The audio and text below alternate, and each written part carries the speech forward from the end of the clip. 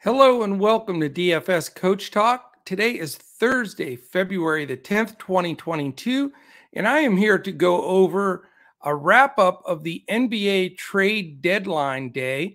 We're going to look through each of the trades and quickly discuss what type of DFS impact those trades are going to have on us as we're building our DFS rosters.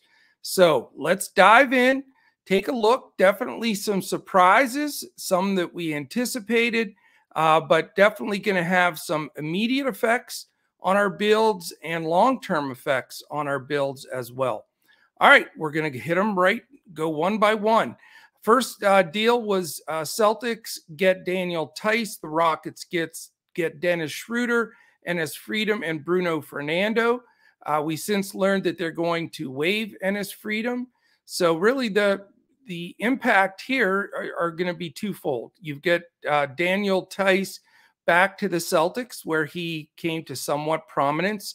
That should give a little bit of relief to Robert Williams II as far as a little bit of time at center.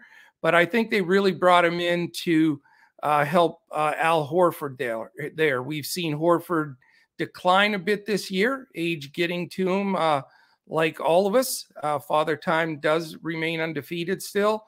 So I think really all Tice does, he doesn't become super playable right away, but I do think he takes a little bit away, certainly from Al Horford, makes him a bit unplayable, and maybe just a little bit away from Robert Williams as well, but nothing to impact that greatly.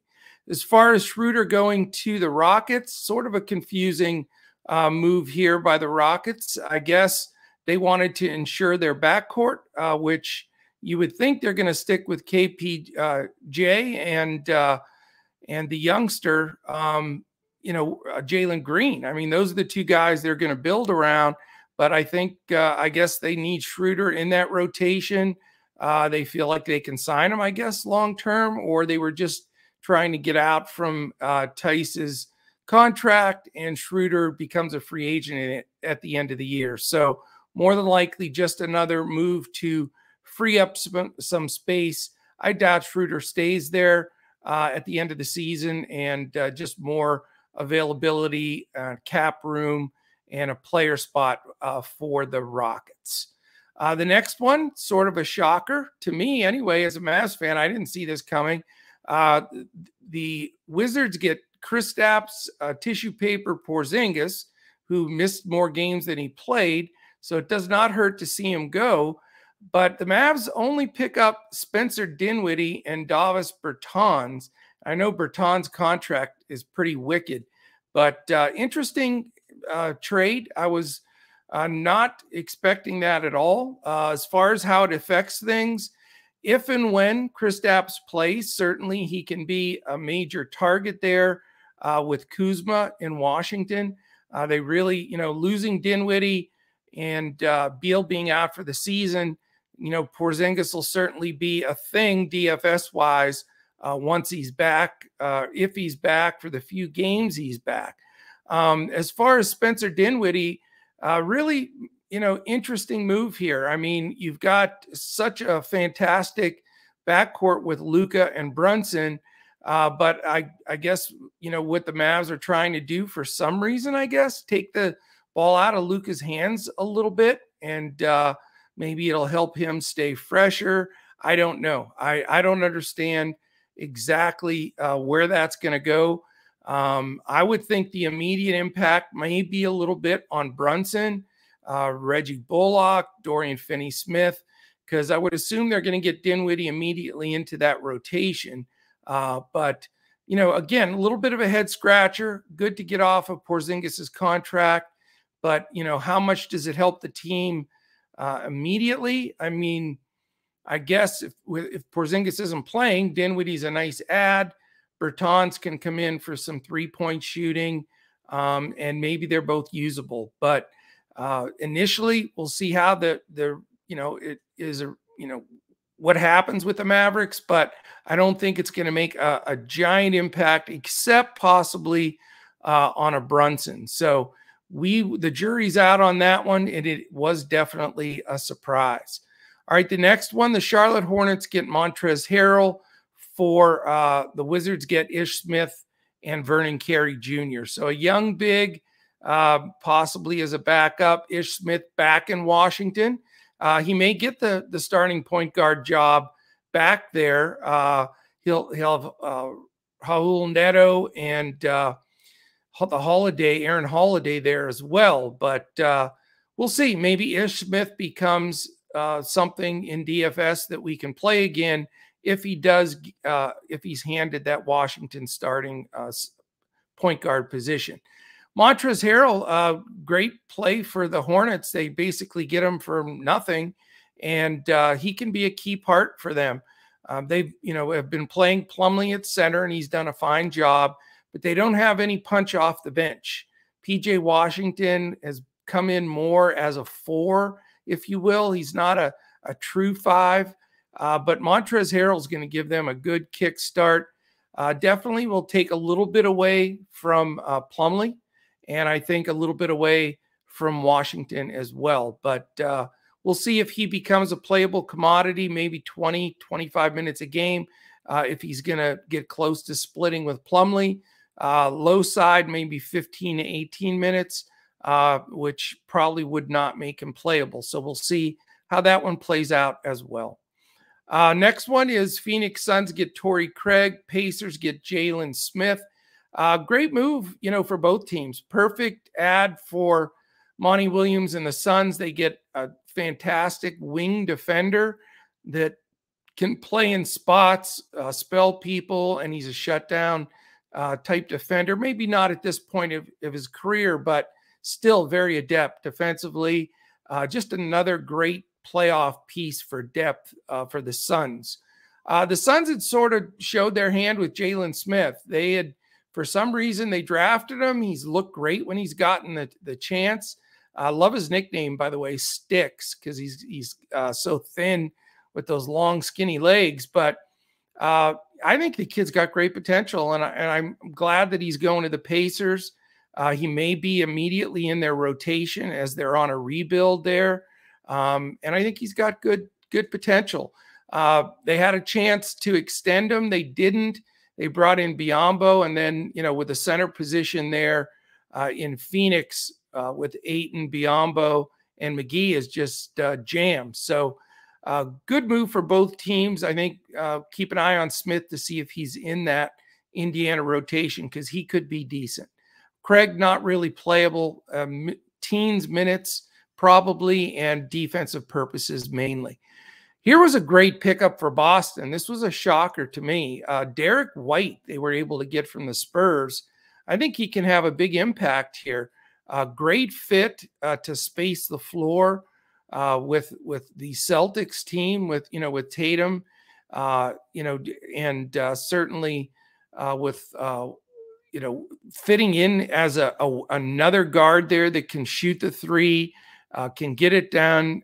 Brown and Tatum will love having a go-to guy standing on a 3-point line. I'm real surprised Pop gave up on him. I know he was one of Pop's favorite players. So great pickup for the Celtics. Definitely adds to them. They just gave up Josh Richardson and Romeo Langford. Don't know if they'll get any time with the Spurs.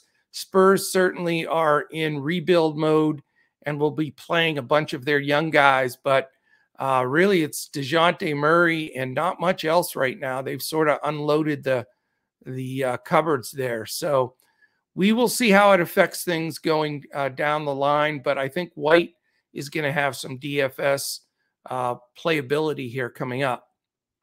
All right, the deal that was anticipated, that everybody talked about, that is the biggest news of the day, obviously, Ben Simmons, Seth Curry, and Andre Drummond are now all Nets, and James Harden, Paul Millsap, Sixers.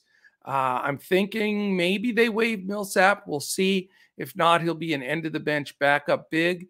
But obviously, Harden going to jump right into this fray and see if they can make a run here. To have Harden and Embiid, and then to still have Tobias Harris, that's pretty phenomenal. I mean, I think if they mesh, they could be absolutely tremendous. We'll see what type of offense they're going to run. Harden generally is a real strong pick and roll guy, and that's not Embiid's strong point. So I'm sure they'll put, Doc's a smart coach. He'll put some things in, and they should be tough with Harris and that whole crew. They also were able to hang on to Tyrese Maxey, so he can play the two, let Harden handle the ball, and then at times he can give him a break. The fifth starter will be interesting to see if that's Danny Green. If they want to go defensively, they can go that way as well with a couple of players on their bench. And they have a lot of options. I think that this was a smart trade for them. When you look at the fact that Curry wasn't playing that well, Drummond was strictly backup, and Simmons, with him not playing. So basically you're giving up Curry and Drummond for Harden at this point is really when you look at the face value of what's happening right now. So it gives them a run immediately. Morey had targeted Harden. I've been talking about it for a couple of weeks, and I think it makes Sixers really contenders to unseat the Bucks and possibly get to the NBA Finals. So I'm impressed with that move.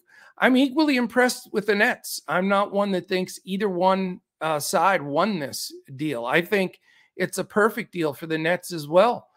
They get Ben Simmons, first team all defensive player, gives them instant credibility defensively on the perimeter, which they didn't have.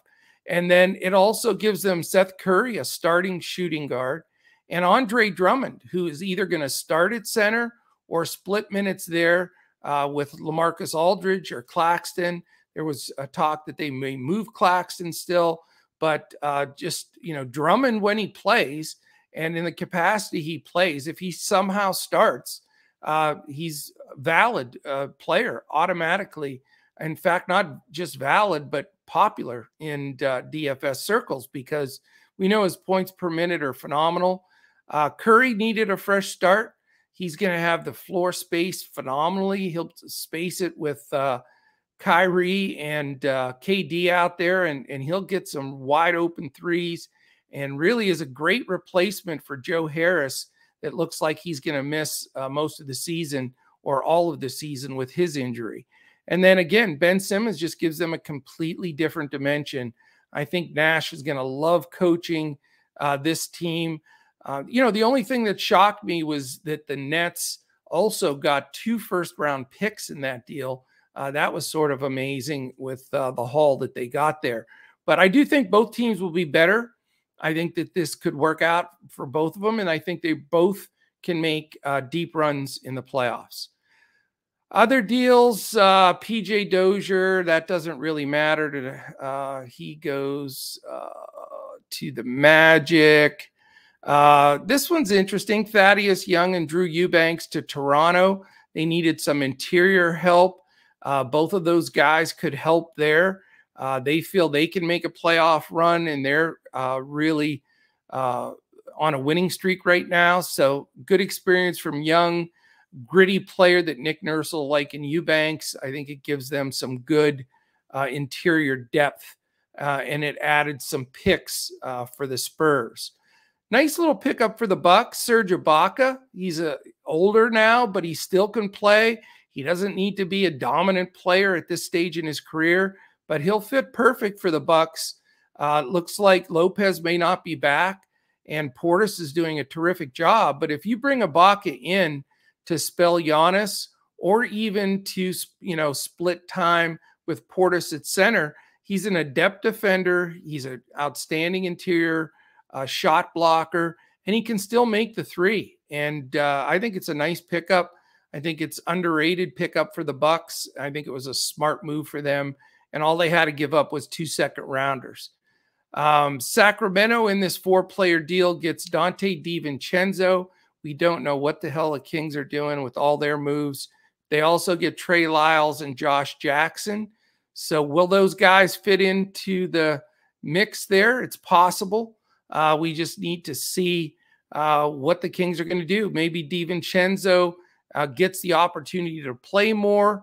If he does, we know that he's capable of being strong, decent defensive and offensive contributor to get you some DFS stats. So let's keep an eye on Divincenzo. I think he's the one guy that could really benefit there. Clippers get Rodney Hood and Semi Ojeleye. They don't need either one of those guys. The Pistons are taking a shot with Marvin Bagley III. Here's a guy that was drafted super high, drafted ahead of Luka, by the way. And Marvin Bagley will get some opportunity with the Pistons. We'll see if he can resurrect and get his career going in the right direction. For what the Pistons gave up, I think it was a brilliant move on their behalf. Why not take a shot on a youngster that's still, 23 years old, I believe, that could have a big upside. Other than that, Paula to the Thunder, nobody cares. This one's interesting, though. Nickeil Alexander-Walker to the Jazz. I've always liked him. I think he has potential. I think he's another good depth piece now that basically can take Joe Ingles' spot there. He can play the 1 or 2, and he can score the basketball. Juancho Hernan-Gomez also goes there. He's a Jazz kind of backup player. Hopefully he sticks as well. Satoransky to the Spurs, not really interested there. Portland gets a promising young player in Elijah Hughes. He certainly has the ability to get into that Portland rotation, somebody to keep an eye on for sure as the Trailblazers rebuild. So maybe Hughes becomes somebody that we can use fairly consistently until his price adjusts. All right. Other big news. This took place earlier. Tyrese Halliburton, we know. Buddy Hield and Tristan Thompson to the Pacers. Halliburton's probably going to be a star there. Have Halliburton in that backcourt probably for years to come. So certainly a guy we'll see the Pistons in the rebuild and shipping everybody out. He could immediately come in and be a really big contributor. Hield possibly to get minutes there. They did trade 3 of their Lamb and Holiday in that deal and Sabonis. So Hield could get more minutes. A lot of it depends on when Brogdon's back, but we'll watch those two for sure. Obviously, Sabonis could be and is a dominant player, could be a huge part of what the Kings are going to do and will be very rosterable just like always.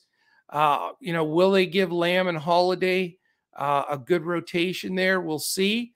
They definitely have the potential to get decent minutes. Both are veterans. Not crazy about either one, but if they're going to get starts, then something we need to keep an eye on. Other than that, we know CJ McCollum, he's going to be making his debut with the Pelicans. Obviously a great spot for him. Be fun to see how he gels with Joe Val and Brandon Ingram, gives them some immediate upgrades. And then, eventually when Williamson's back, they could be pretty tough. Larry Nance has been out hurt. He could be a contributor there, especially until Zion gets back. For Portland, it looks like Josh Hart's going to be the guy that's going to be the instant guy that's going to, get a lot of attention. I think he's going to be a key player for them, along with Simons and Nurk. Those will probably be the top 3 options on a nightly basis right now for the Trailblazers. Other things of note, Karis LeVert, we saw him debut with Cleveland. He's going to be fantastic there. Perfect fit for an up-and-coming team. Great backcourt for the future, without question, with him and Garland. So look forward to see how that works out down the road. That is it, my friends. I wanted to just get a quick look through, go through the trades, see what's taking place, how it's going to affect us. I'm going to be rebuilding some lineups tonight now with these moves. Certainly affect the slate immediately. And then, the big thing is taking advantage of these players in new places and the different rotations until the prices adjust.